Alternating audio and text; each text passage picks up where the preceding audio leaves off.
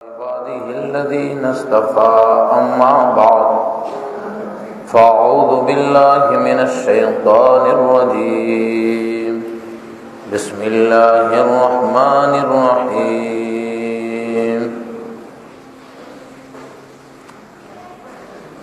لقد كان لكم في رسول الله أسوة حسنة سبحان ربك رب العزة عما يصفون وسلام على المرسلين والحمد لله رب العالمين اللهم صل على سيدنا محمد وعلى آل سيدنا محمد وبارك وسلم اللهم صل على سيدنا محمد وعلى آل سيدنا محمد وبارك وسلم اللهم صل على سيدنا محمد وعلى آل سيدنا محمد وبارك وسلم. محترم بزرگوں اور دوستوں، اللہ رب العزت نے ہم پر کرم فرمایا ہے، احسان کیا ہے. بہت ساری نعمتیں اللہ رب العزت نے ہمیں دی ہے. ہم اگر اللہ کی نعمتوں کو گننا چاہیں تو نہیں شمار نہیں کر سکتے. وَإِن تَعُدُّوا نِعْمَةَ اللَّهِ لَا تُحْصُوهَا. انسان اگر اللہ کی نعمت کو شمار کرنا چاہے شمار نہیں کر سکتا. اللہ رب العزت نے انسانوں پر بے انتہا کرم فرمایا ہے، انعام فرمائے ہیں، لیکن کسی انعام پر، کسی مہربانی پر اللہ نے احسان نہیں جتلایا ہے. اللہ نے زمین بنائی، آسمان بنایا، چاند بنایا، سورج بنایا، اور انسان کے لیے اللہ رب العزت نے ساری دنیا کو ہموار کیا، سب کچھ کیا.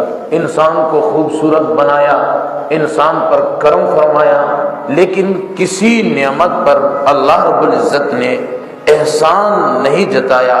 ایک نعمت ایسی ہے جس پر خود خدا نے بھی احسان جتایا ہے اور بتایا ہے کہ لوگوں تم پر میرا احسان ہے کہ میرا محبوب میں نے تم میں سے بھیجا ہے.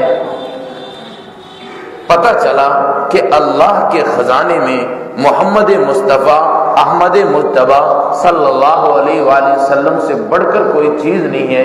اسی وجہ سے تو اللہ رب العزت نے یہاں پہ احسان کی بات کی ہے کہ تم پر میرا احسان ہے، میں نے اپنا محبوب تم نے بھیجا ہے. وہ محبوب کیسا ہے؟ حسین ہے، جمیل ہے، دل نشین ہے، بالیقین ہے، رحمت سے مالا مال ہے، آمنہ کا لال ہے، محبوب رب ذوالجلال ہے. وہ حسینوں میں احسن ہے، جمیلوں میں اجمل ہے، شریفوں میں اشرف ہے. وہ بولے تو پھول جھڑنے لگے، وہ آسمان کی طرف نگاہ کر کے بولے تو وہی بن جائے. اگر سرب گریباں ہو کے بولے تو حدیث بن جائے. ہاں کہے تو حلال ہو جائے، نہ کہے تو حرام ہو جائے.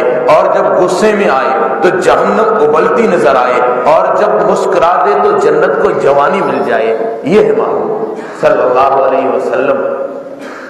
میں نے گزشتہ سے پہلے ہفتے عرض کیا تھا کہ ہم اپنے محبوب کے اسوے کا کیوں اعلان کرتے ہیں، اس کی وجہ کیا ہے؟ اس کی وجہ یہ ہے کہ ہمارے محبوب کائنات میں سب سے زیادہ حسین ہے. حسن کائنات جب پھیلی تو لامحدود تھی، حسن کائنات جب پھیلی تو لامحدود تھی، جب سمیٹی گئی تیری گلی بن گئی. یہ اندازہ وہی لگا سکتے ہیں جو روضہ رسول صلی اللہ علیہ وسلم کو دیکھ کے آئے صلی اللہ علیہ وسلم. تو اللہ رب العزت نے محبوب صلی اللہ علیہ وسلم کو بھیجا، کرم کیا ہے. لیکن ایک بات ضرور میں عرض کرتا چلوں، اللہ رب العزت نے انبیاء علیہ السلام کی بعثت کو قرآن میں ذکر کیا، انبیاء علیہ السلام کے مقصد کو ذکر کیا. لیکن سوائے حضرت عیسیٰ علیہ نبینا علیہ الصلوۃ والسلام کے باقی کسی نبی کی ولادت کو قرآن نے ذکر نہیں کیا۔ مقصد کیا ہے؟ اس نبی کی بعثت، وہ نبی جو پیغام لائے ہیں امت اس پیغام کو لے کے چلے۔ یہ نبی پاک صلی اللہ علیہ وسلم نے ہمیں جو سبق دیا ہے، ہمیں جو پیغام دیا ہے، ہم اپنی زندگی میں اس کو ڈالیں۔ یہ ہے نبی سے سچی محبت، یہ ہے نبی کا عشق، یہ ہے نبی سے پیار۔ نبی پاک صلی اللہ علیہ وسلم کی سنت کو ہم اپنائیں، نماز کی پابندی کریں۔ نماز سے نبی کی آنکھوں کو ٹھنڈک ملتی ہے۔ تو وہ چیزیں جو نبی پاک صلی اللہ علیہ وسلم پسند فرماتے ہیں وہ چیزیں کرنی چاہیے۔ جن چیزوں کو نبی نے پسند نہیں کیا ہو اور پھر بھی وہ کرے، تو تفسیر مظہری کے اندر قاضی ثناء اللہ پانی پتی رحمت اللہ علیہ نے لکھا ہے کہ اگر اللہ رسول کو پسند چیز نہ ہو پھر بھی کرے تو قیامت میں بھی اور دنیا میں بھی انسان کے لیے وبال کا باعث بنتا ہے۔ تو بہرحال میں عرض یہ کر رہا تھا کہ اللہ رب العزت نے نبی پاک صلی اللہ علیہ وسلم کو جو ہمارے بیچ میں بھیجا ہے، ہمارے لیے نمونہ اور آئیڈیل بنا کر بھیجا ہے۔ ہمارے نبی صلی اللہ علیہ وسلم کے اوصاف کیا تھے؟ شمائل ترمذی کو میں نے دیکھا، شمائل ترمذی کے اندر اس کی چند جھلکیاں پیش کی گئی ہیں۔ کیا کہا؟ رأسہ من البارہ کہا، وَيَدَيْهِ مِنَ السَّخَاوَةِ کہا، وَقَلْبُهُ مِنَ الْإِيمَانِ کہا، وَصَدْرُهُ مِنَ الرَّحْمَةِ کہا، وَعَيْنَيْهِ مِنَ الْحَيَاءِ، وَلِسَانُهُ مِنَ الذِّكْرِ، وَرِجْلَيْهِ مِنَ الْإِسْتِقَامَةِ۔ رأسه من البارہ کہا کہ محبوب صلی اللہ علیہ وسلم کا سر مبارک برکتوں کا استعارہ ہے۔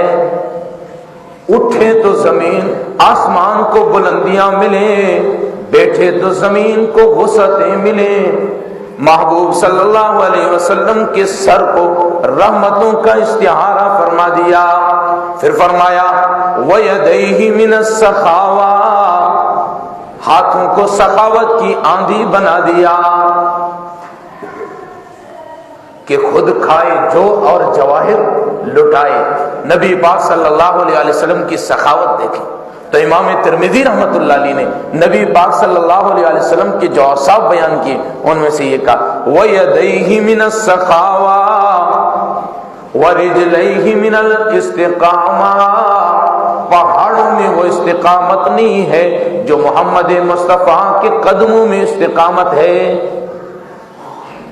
جب نبی نے توحید کا اعلان کیا ہے، برادری والے جو عقل کے اندھے وہ سمجھنے لگے ہیں کہ یہ جاہ و جلال کے لیے، حسن و جمال کے لیے کوشش کر رہے ہیں، انہوں نے اب نبی کے چچا ابو طالب کو بھیجا ہے کہ جائیں محمد مصطفیٰ صلی اللہ علیہ وسلم کے پاس اور ان سے کہیں کہ اگر تم نے بادشاہ بننا ہے ہم اپنا بادشاہ بھی بنا دیں گے، مال چاہیے مال دے دیں گے، اگر کسی حسین لڑکی سے نکاح کرنے کی آرزو ہے تو نکاح بھی کرا دیں گے۔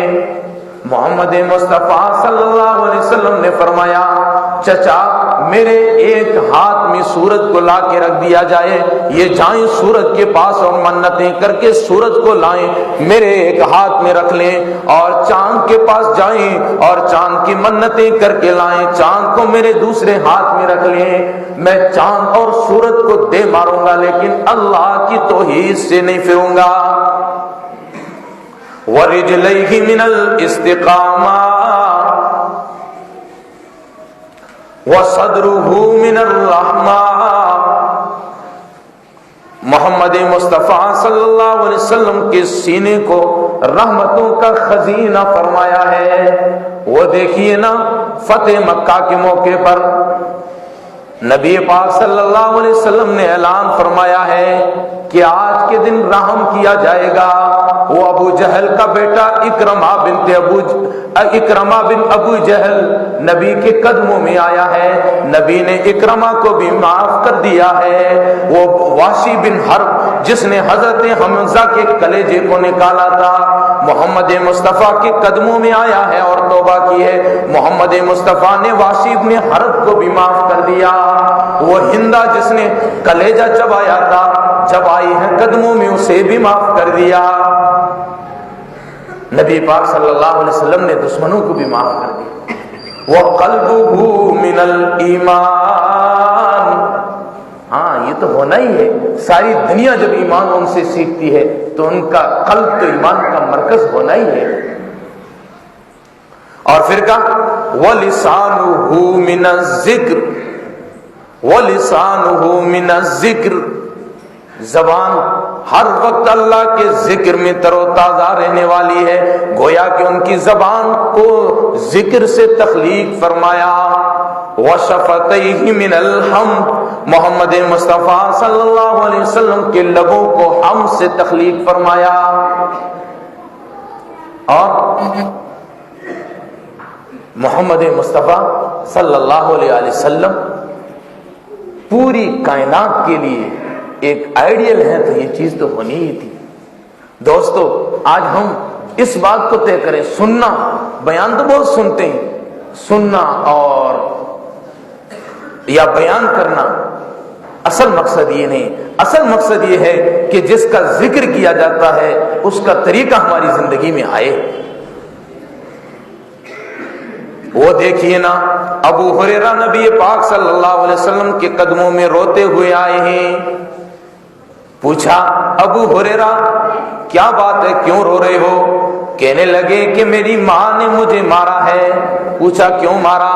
کہا کہ میں نے کہا کہ میں محمد مصطفیٰ صلی اللہ علیہ وسلم کے دامن سے وابستہ ہو چکا ہوں، ماں نے مارا، گھر سے باہر نکال دیا اور کہا کہ گھر میں اس وقت آنا جب محمد مصطفیٰ صلی اللہ علیہ وسلم کے دامن کو چھوڑنے کا ارادہ کر دے۔ اللہ کے رسول نے پوچھا ابو ہریرہ کیوں آئے ہوئے؟ ابو ہریرہ نے کہا اللہ کے رسول میری ماں کے لیے دعا کر لیں، اللہ اسے بھی ہدایت دے دے۔ اللہ کے رسول نے دعا کے لیے ہاتھ اٹھائے، ابو ہریرہ دوڑنا شروع ہو گیا۔ لوگوں نے دیکھا کہ ابو ہریرہ جیسا درویش آدمی جو اونچی بات بھی نہیں کرتا ہے، تیز قدموں سے چلتا بھی نہیں، آج کیا بات ہے؟ ابو ہریرہ دوڑتا ہوا جا رہا ہے۔ کسی نے دامن پکڑ کے پوچھا ابو ہریرہ کیوں دوڑتے ہو؟ دامن جھٹک دیا، کہا کہ مجھے جانے دو، میں جا کے دیکھتا ہوں کہ میں پہلے پہنچتا ہوں یا محمد مصطفیٰ کی دعا پہلے پہنچتی ہے۔ گھر گئی اور آواز دی ہے، ماں نے پوچھا کون؟ کہا کہ میں تیرا بیٹا ابو ہریرہ ہوں اور آ گیا ہوں، اگر تیرے بڑے ہاتھوں میں ہمت ہے تو مجھے سزا دیجیے۔ ابو ہریرہ کہتے ہیں کہ میری ماں نہا رہی تھی، کہا کہ تھوڑی دیر انتظار کرنا ہوگا پھر دروازہ کھلے گا۔ کہا کہ ان کی آواز سے مجھے یہ لگا کہ کفر کی تلخی رخصت ہو چکی ہے اور محمد مصطفیٰ صلی اللہ علیہ وسلم کی دعا اثر کر گئی۔ تو نبی پاک صلی اللہ علیہ وسلم نے کیونکہ پوری کائنات کے لیے رحمت ہے، سب کے لیے رحمت کو لٹایا ہے۔ اور سید عطا اللہ شاہ بخاری رحمت اللہ علیہ نبی کی شان میں کیا فرماتے تھے؟ حضرت عبد المجید ندیم شاہ صاحب فرمایا کرتے تھے کہ ساری دنیا کے دیوان جمع کر کے لائیں، سید عطا اللہ شاہ بخاری کے ایک شعر کا مقابلہ کر کے دکھائیں۔ نبی کی شان جب بیان کی جاتی ہے، ہمارا ایمان ہے کہ مومن کا ایمان تازہ ہو جاتا ہے۔ ہمارے محبوب کی شان ہی کچھ ایسی ہے، وہ فارسی کے اشعار ہیں، وہ فرماتے ہیں ہزار صبح بہار از نگامی چکدس، ہزار صبح بہار از نگامی چکدس، وہ سونا نظر اٹھا کے دیکھے تو بہاراں مچلتے، میرا محبوب نظر اٹھا کے دیکھے تو بہار آ جائے۔ اور پھر آگے کیا کہتے ہیں جنوں سے سایہ زلف سیامی چکدس، میرا محبوب جب زلف کھولے تو راتیں بھی بھیک مانگنے کے لیے محبوب صلی اللہ علیہ وسلم کے پاس آ جائیں. جنوں ز سایہ زلف سیامی چکدس چمن چمن گلو نسرین زے اکس رخ ریزد سبد سبد گلے خندہ زراہ میں چکدس چمن چمن گلو نسرین زا اکس رخ ریزد جس راستے سے گزر جائے گلشن مہک اٹھے جب مسکرا دے تو پھول جھڑنے لگے. پوچھئے نا ام معبد سے، آتا ہے نا حدیث کی کتابوں میں، ابو معبد گھر پہ آئے ہی پوچھا ام معبد کیا بات ہے، آج گھر میں ایک خوشبو سی آ رہی ہے. ام معبد کہنے لگی گھر میں ایک مہمان آئے تھے، جب بات کرتے ہیں تو منہ سے پھول جھڑتے ہیں اور کانوں میں رس گھولنے لگتا ہے اور جی چاہتا ہے کہ بار بار بات کرتے رہیں. جب بات کرتے ہیں تو منہ سے ایک نور سا نکلتا ہے. پوچھا ان کی شکل کیسی تھی؟ کہا ان کی آنکھیں بڑی تھی، بال گھنگرالے اور بڑے بال تھے، سیاہ بال تھے. کہا کدھر کو گئی؟ فرمایا کہ ادھر کو گئے. ان کے ساتھ دو رفیق بھی تھے. ابو معبد نے پیچھے دوڑنا شروع کر دیا ہے. اللہ کے محبوب صلی اللہ علیہ وسلم راستے میں انہیں ملے، انہوں نے ایمان قبول کیا اور مسلمان ہو گئے. محبوب کا حسن ہی ایسا تھا، جس نے دیکھا ایمان قبول کر دیا. عقل و غیرت کو چھو نہ سکا تمام عمر، جادو تیری نگاہ کا جس پر بھی چڑھ گیا، کہ گلزار کے سائے تلے ابھی تک وہی حشر بپا ہے، پھولوں سے ابھی تک تیری خوشبو نہیں جاتی. یہ کائنات کو جو حسن ملا ہے، کائنات کو یہ سب کچھ جو ملا ہے، نبی کی وجہ سے ملا ہے. اور آج بھی کائنات نبی پاک صلی اللہ علیہ وسلم سے فیض پا رہی ہے. حضرت نانوتوی رحمۃ اللہ علیہ نے ایک کتاب لکھی ہے آب حیات، اس کے اندر نبی پاک صلی اللہ علیہ وسلم کی حیات فی القبر کو واضح کرتے ہوئے حضرت نانوتوی نبی پاک صلی اللہ علیہ وسلم کی موت کا ذکر کرتے ہوئے، کبھی اس موضوع کو کبھی اور لوں گا، فرماتے ہیں کہ نبی پاک صلی اللہ علیہ وسلم کی حیات فی القبر یہ امت کا کہا کہ عقیدہ. پھر فرماتے ہیں کہ اگر نبی نعوذ باللہ ثم نعوذ باللہ اگر ختم ہو جائے تو کائنات بھی باقی نہیں رہ سکتی. حضرت نانوتوی رحمۃ اللہ علیہ جو دارالعلوم دیوبند کے بانی ہیں، انہوں نے آب حیات میں لکھا ہے حدیث الانبیاء احیاء فی قبورہم یصلون، انبیاء علیہ السلام اپنی قبروں میں نماز پڑھتے ہیں. ایک حدیث ہے کہ درود یہاں پڑھا جاتا ہے، فرشتے لے کے جاتے ہیں، وہاں پڑھا جاتا ہے، خود سنتے ہیں اور جواب بھی دیتے ہیں. آگے سیدۃ اللہ بخاری کیا فرماتے ہیں؟ بپیش گاہ جمال جلال سر بسجود، تیری کلندری پر قربان جاؤں کہ تیری کلندری کے آگے سکندری سر نگو نظر آئی. ہاں نبی پاک صلی اللہ علیہ وسلم کے صحابہ کے سامنے کیسر و کسرا کے تخت پڑے ہوئے تھے. بپیش گاہ جمال جلال سر بسجود، چے خنداؤ چے تبسم کے جا ہمیں چکدس. اگر انسان زیادہ ہنسے تو اس کا روب ختم ہو جاتا ہے، لیکن نبی پاک صلی اللہ علیہ وسلم کے چہرے سے مسکراہٹ ہی تھی، اس کے باوجود بھی ایک روب تھا. پھر آگے فرماتے ہیں صد آفتاب زیر گلیب می رخصد، زدل کے فقر چ گویم ما ہمیں چکدس. اور تیرا عالم تو یہ ہے کہ ستارے روشنی کی بھیک لینے کے لیے آ جائیں، ستارے نبی کی مسکراہٹ سے بھیک لینے آ جائیں اور جس کے دامن میں چاند پروئے ہوئے نظر آئیں.